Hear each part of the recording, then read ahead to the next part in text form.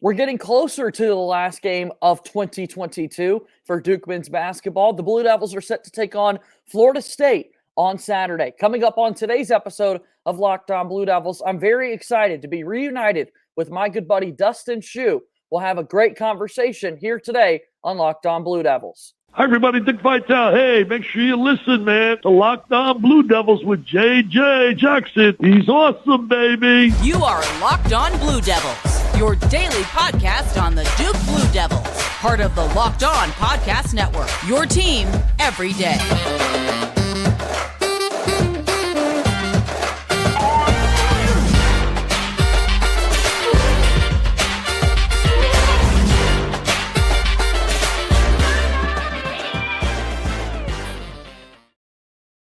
Hello, everybody, and welcome into another episode of the Locked On Blue Devils podcast. It's so great to have you here with us on this Thursday, December 29th, 2022, as we continue to get closer to the next Duke men's basketball game on Saturday against Florida State. We want to give a big-time congratulations to Mike Elko and Duke football for winning the Military Bowl yesterday by a score of 30-13.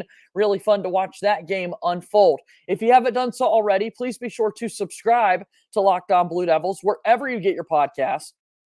We're available to listen to each and every weekday. Also, be sure to find us on YouTube to watch the show daily. Locked On Blue Devils, there on YouTube. Press the subscribe button, and your support means the absolute world to us. Coming up on today's show, very excited to bring on my good pal, Dustin Shue from the Devil's Den podcast. Dustin, I hope you had a very Merry Christmas. New Year is right around the corner. Thanks again for coming on the show. Oh, always great to be here, JJ. Excited to talk about this Duke squad, man. It's been a little bit since they've been out on the hardwood against Wake Forest, and then even before that, they had a long layoff as well. We haven't had that many games of Duke basketball here in the month of December, so it's going to be a really nice change of pace once this weekend gets here, and then all of a sudden we're back to having 2 games a week. Yeah, it's really about to pick up. I mean, we had a 10-day layoff between Eastern Shore and Wake Forest, and then another 11-day layoff. This time of the year with finals and Christmas break, it's always rough for a Duke fan. When we get the fiend in for more games, and now you hit basically a month without playing anything. But like you said, January is around the corner, and it's about to really ratchet up. Yeah, no, we absolutely are ready for more Duke basketball in our lives, especially after that last game where Duke unfortunately suffered another loss, their first ACC loss of the season for the Duke Blue Devils, as they did fall to Wake Forest. What stood out to you in that game, Dustin? The sloppiness. We just obviously you're not going to be crisp coming off of a layover of 10 days like we were. For Jeremy, it was even longer because he didn't even play in that Eastern Shore game. Right. Sloppiness with the ball. Just, it's like the guys almost were checked out a little bit. An understandable look. They just come off finals. You're going home for Christmas break. I wish we could have focused in because I thought that was a game. Typically games at Wake Forest, those are tough games for us. I feel like 90% of the time, like our starting 5 fouls out at Wake Forest. But this one being during the break, there were no students there. There are actually more Duke fans than Wake fans. It felt like it in a lot of the sections. So I thought we had a really good shot of pulling that one out, and we just didn't come to play. And here we are. Yeah. Those 19 seconds, right? Duke had a 4-2 lead in the basketball game for 19 seconds. And then tough to watch the rest of the way, right? Yeah, and then a fan like, I'm sure you're the same way. I'm always down after a loss. So, after a loss, the only thing that can get you back up is the next game and a win, and then you're at 11-day layover forever. Yeah. over Christmas too. So, right. My family knew they didn't push me too hard this past weekend about it, so it was all good. Yeah, so here we are. We'll have Duke getting ready to play Florida State. I do want to talk about the squad so far this season, and really the most impressive player nationally in the conference to Duke fans. I think everybody would say Kyle Filipowski has been that guy. He's the best scorer this season for Duke. He's been their most consistent rebounder. He's done a lot of really nice things on the defensive end. Let me ask you this and pose the question to you this way, Dustin. If Kyle Filipowski continues to be Duke's best player for the remainder of the year, is that a good thing?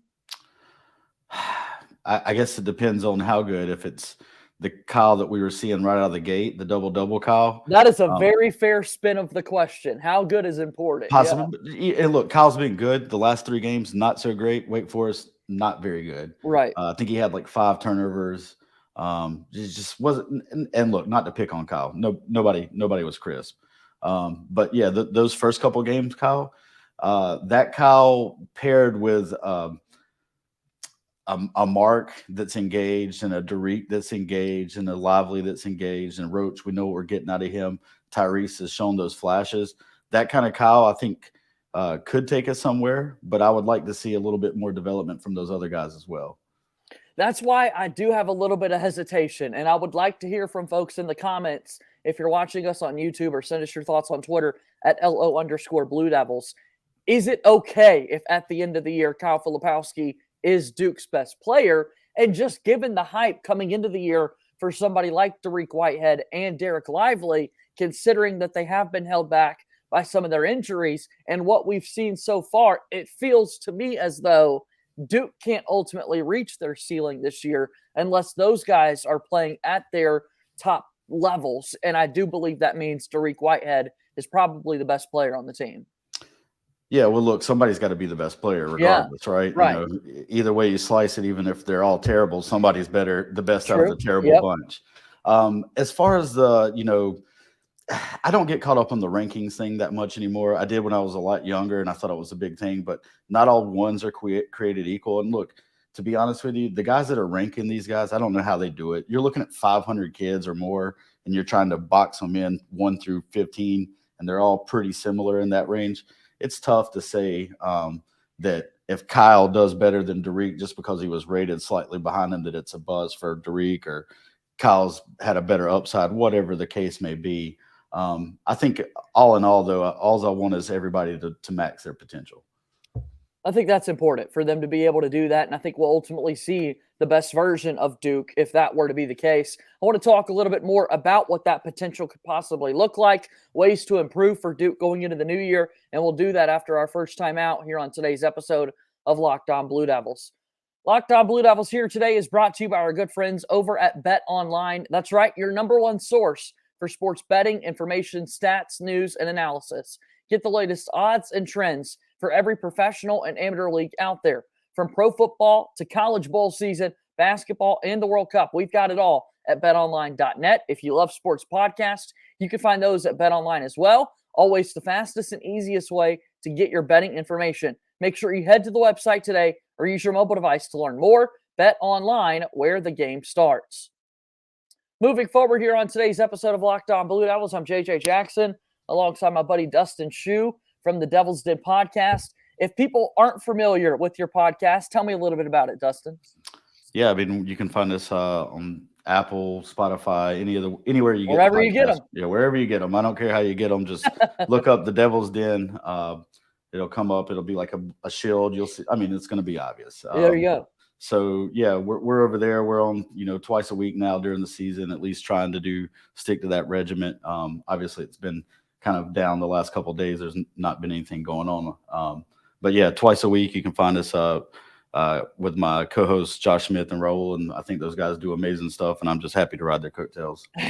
Yeah, I love listening to you guys. It's always an engaging conversation talking about the Duke season so far. So talking about this squad in particular, looking to bounce back, coming back home to Cameron Indoor Stadium, the fact that Duke does get to play back at home, how much of a factor do you think that will play into the Florida State game?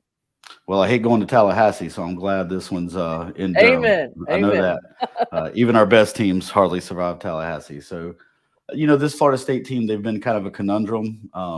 Start of the season didn't look very good. Looked like them and Louisville were going to fight it out for who could be the worst in the ACC. But since ACC play started, I believe Florida State's now 2-1. I believe they got home wins against Louisville and Notre Dame, and they lost at Virginia by like 5. So, look, they played the Purdue team that we played like a week after us. I think that was a 10-point game. So they're not going to be a pushover. Any Leonard Hamilton coach squad's not going to be. But I'm glad this one's at home for sure. So it's at Cameron Indoor Stadium, and Duke obviously the last time out played their first true road game of the season. The defense has always been the calling card for the Blue Devils this year, and it really is just so impressive with so many newcomers on the squad that we've been able to see the defensive intensity, communication, everything, because typically when you've got these Duke teams with so many young freshmen, that's one of the last things to come along. Oh, for sure. I mean, you guys will all remember the 2018 squad. You got Marvin Bagley and Wendell Carter Jr. to his, his accolades. He's one of the best defenders, even in the NBA right now. But that team, we had to play zone. It's hard to teach freshmen, especially that Coach K man-to-man defense that he liked to play. John Shire, I think, has dialed it back and dumbed it down a little bit. But it's been effective. And like you said, it's been our calling card, except the Wake Forest game where we inexplicably gave up 81 points. That's the most we've gave up all season. When people have asked you what's the biggest playing style difference between Coach K and what we've seen through 12 games of John Shire, what have you been saying, Dustin? Well, it's defense for sure. Yeah. But, defense was always a Coach K, at least in my heyday as a kid. That was what we were known for, slapping the floor kind of defense, not what we've been accustomed to the last 10 years, right? But other than that, the ball movement, these last several years, and not to pick on the Coach K regimen, but the ISO ball, we don't have that player, we don't have that Paulo, we don't have that Zion at Kyrie. So this is a score by committee, and there's been a lot of great ball movement, especially in some of our best key plays. A lot of people touching the ball. So many different leading scorers. Yes, like Jalen Blake's in the Jalen Blake's but 17 points for Jalen Blake's. Hey, Jaden Shoot, Florida State game, 18 off the bench. Playing well, man. That's what we're hoping for. I'd love to see that if Jaden Shoot was able to come through. He played well against Maryland Eastern Shore. I wonder if he's going to have a bit of a bigger role going forward. I think John's looking for shooters. Obviously, in our roughest stretches, offensively, we kind of stagnated and bogged down. We're playing these two big lineups. Mark Mitchell's been, shooting great, from 44% from three. He doesn't take a lot of them. He makes them. It doesn't look great, but he makes them. But he's not really a threat. People they're kind of daring him to take those. We need to get Grandison going a lot more. That corner shot, like we talked about preseason. I mean, if you look at the stats on what he's hitting over there, it's unreal. Tyrese has been a little streaky. He got going for a minute, kind of went cold again. Jeremy is what Jeremy does, hits big shots. So if we could get, a couple spot minutes for Jaden here or there, and the, under four, sneak him in before the under four, under eight, just for a minute or two, and maybe, run a play, get a shot off for him, that'd be great. It's a good problem to have with so many guys that can contribute. And that was always something that, it would be a knock against Mike Krzyzewski from time to time would just be the fact that, hey, you've got all these guys that you recruited, and yet it feels like you're only playing 6 or 7 at the end of the day. And now, as you said, like Jacob Grandison is a perfect example. That guy can easily and has gone off in a couple of games this season. And yet there are also games out there where, yes, he might have played 10 minutes, but did he play 10 minutes? Because it didn't feel like he was out there. There's games where he just doesn't shoot a lot. And to me, I want him taking 5 threes a game, 4 or 5 a game at least. That's what he does. And I don't want him forcing them, but he takes open shots, plays great defense, sets a lot of screens, moves off the ball so well, just does a little bit of everything. I love Slim Jake, and I'd like to see him play in 20 minutes a game. Let's go ahead and we'll take our final timeout here on the program today and start to wind down our conversation in just a moment here on Locked On Blue Devils. This next message is paid for by the National Highway Traffic and Safety Administration. It can happen so easily. You're out with your friends or coworkers, putting back a few drinks. A few becomes too many. It's time to go, and for a moment, you think about calling for a ride. Nah, you're a good driver. You live nearby. You can make it home okay. Well, what are the odds you'll get pulled over? And even so, what's the worst that can happen? You lose your license, you lose your job, you total your car, you kill someone. It only takes one mistake to change your life or someone else's forever. Play it safe, plan ahead, and get a ride. Drive sober or get pulled over. The National Highway Traffic and Safety Administration. Moving forward and winding down today's episode of Locked On Blue Devils, I'm JJ Jackson alongside my pal Dustin Shue from the Devil's Den podcast. All right, let's talk about the captain, Jeremy Roach. As you said, he had a bit of a long layoff before getting back into play for Wake Forest, having not played the Maryland Eastern Shore game. Duke didn't need him. Duke was able to start 5 true freshmen for the first time ever in a game. And then Roach comes back and has one of his worst games that we've seen so far this season. The shots haven't necessarily been falling at the rate that I think many people were expecting, Jeremy Roach himself included in that, and trying to find the way for Proctor and Roach to play off one another, I think has been a little difficult for Duke this year, Dustin. I mean, you can see it in the results, right? I mean,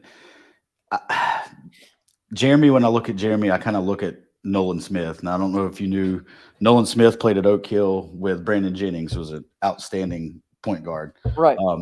So, we recruited Nolan to come be a point guard, but he wasn't ever really a point guard. He was a scoring guard. He's a combo guard. And I kind of think that's what Jeremy is.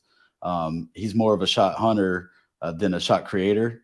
Whereas Tyrese, I think, is more of a shot creator, coming off that kind of FIBA style that they play, where he's from, obviously. Yeah. So I think it's been hard because obviously Jeremy's a junior. He's the captain. You want the ball in his hands.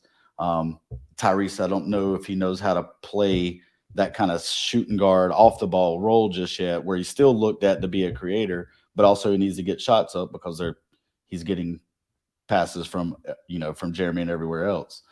So I think that's been a little bit of a conundrum for John right now is, do we hand the keys directly to Tyrese and be like, you run the show, Jeremy, I want you to hunt the shots? Maybe that's the way to go. I don't know. I don't want to hurt anybody's feelings at this point either, I mean, obviously they've had a lot of time to have these conversations, right? I think that's the big thing about these days off. One was practice time, because that's something that we haven't really discussed as much, but was a big element in this because Duke hasn't had everybody fully healthy at once. And then, of course, the worst time of year, everyone's battling sickness. Duke was impacted by that. And so that affected practice time as well. But also the second thing that takes place here are all of these conversations, because just like us, the fans, I can only imagine the coaching staff and players are also chomping at the bit to get back out there on the court. Oh, yeah, for sure. I mean, these guys, you know it as well as I do. That loss ate them up. Yeah. And they've been stewing over it for a while. So, they're already back on campus, back to practice. Obviously, we've got a game in 2 days, 3 days. So, and like I said, not to jump on Jeremy, everybody had a bad game last game. But I think, they do need to solve that kind of point guard, shooting guard duties a little bit, define that role a little bit better. What are you seeing out of the ACC so far this year? Well, just like last year, I think, the opinion right out of the gate is, holy boys, the ACC stinks. Yeah. We won the Big Ten Challenge. We did. That was big. Which was a surprise to even me, but I don't think it's as bad as, we were getting credit for. Just like last year, everybody said it was terrible. And then lo and behold, the Sweet 16 comes around and we have like 6 of the teams from the ACC. And then 3 Elite 8 squads. Yeah, exactly. So, look, Virginia's always tough. Much respect to Bennett. Pitt's been great so far from what I've seen from them. I love Mike Bray. Notre Dame's going to be tough. Louisville is as bad as Louisville is. Sure. Everybody says so. Sure. BC just beat Virginia Tech, in Chestnut Hill the other night. Surprised me because I got a lot of respect for that Virginia Tech squad. So, it's ACC. There's never an easy night. You better come with your A game. Wake Forest seems to be – I mean, we just saw Wake Forest. It feels like this is the best squad Kevin Keats has had at NC State. Yep. And then we're not even mentioning the preseason #1 team in the country. Yeah, I don't want to talk about that. It is good. I mean, look, that's we've got the ACC play coming into play, and Duke is somebody, Dustin, as you know, that are the reigning regular season champs. The target is on their back, like it always is, but even more so when you do have that championship pedigree and swagger for this upcoming season. So I'm really curious to see how the league's going to play out. ACC Media Day, there were 2 people that picked us to finish first, and I was one of those guys. My homer, maybe, but I really I got a lot of confidence in John. I thought he would figure it out. I wasn't sold on Virginia at the time. Miami, that's a team I haven't mentioned. Miami's been great too. Right. We've got a tough schedule. We've still got to play at Miami. We got to play at Carolina. We got to play at Virginia. Still got to play at Syracuse. There's going to be some couple more lumps, but all in all, if the guys just kind of learn from the mistakes, and then all you need to do is get it going at the right time, and hopefully we're playing deep into March. All right, let's get set for Florida State on Saturday. Keys to the game for Duke. What do you think? always rebounding with Florida State. That I don't know what it is about Leonard, but he likes to have about 17 7'4" guys over Amen. there, Yeah. and 3 of them are like 27 years old. Just did Larger than life 2 players. Yeah. tours of Iraq and stuff, Right. But rebounding, taking care of the ball, just being smart with the ball, taking good shots. I haven't seen a lot of guys forcing and pressing shots. The offense will come. Just work the ball around, take care of it, don't turn it over. Rebound and play defense, and the rest take care of itself. Can't wait. Duke basketball back on Saturday when they take on Florida State inside Cameron Indoor Stadium. Dustin, it's always a pleasure to catch up with you again. The Devil's Den podcast. And like you said, twice a week during the basketball season. Tell us one more time about the podcast and why folks should listen. I don't really know why you should listen other than you just love Duke basketball. Duke. I'd like to hear people ramble on about, That's a great answer. Every little thing that just happened in the game they just watched last night. But, I'm the same way. I watch the games twice just because, and over these breaks, I might watch them 5 times. There's nothing else to do. We just love talking Duke basketball, anything about it. I will mention, I don't know if you guys know, tonight they dropped the NIL Brotherhood package. So that's like a NIL portal hub. You can go sign up. They've got the magazine, the Slam magazine that just came out. The whole team signed it. You get a shirt. You get some exclusive access to merch. A little pricey, but if you're a big fan, still looking for something, a late Christmas present, early birthday present, there it is. It's thebrotherhood.live. You can go check it out. Perfect. Absolutely love that. We'll be checking that out for sure. Dustin, as always, it's great to see you. Thanks for stopping by the show today. Appreciate having me on, JJ. That's my buddy Dustin Shue joining us here on Locked On Blue Devils. We'll continue to talk about this Duke basketball team on tomorrow's show to get you ready for their game against Florida State. That's going to do it for today's episode of Locked On Blue Devils. Make sure you follow us on Twitter at @LO_Blue Devils. Subscribe to our podcast wherever you get them. Leave us a 5-star rating and review on the Apple Podcast platform. In particular, the algorithms love those written reviews. And subscribe on YouTube. We're continuing to climb towards 1,000 subscribers on YouTube, and your support means the absolute world. That's going to do it for today's show. As always, go Duke. I'll talk to you tomorrow. My name is JJ Jackson. Thank you, and good day.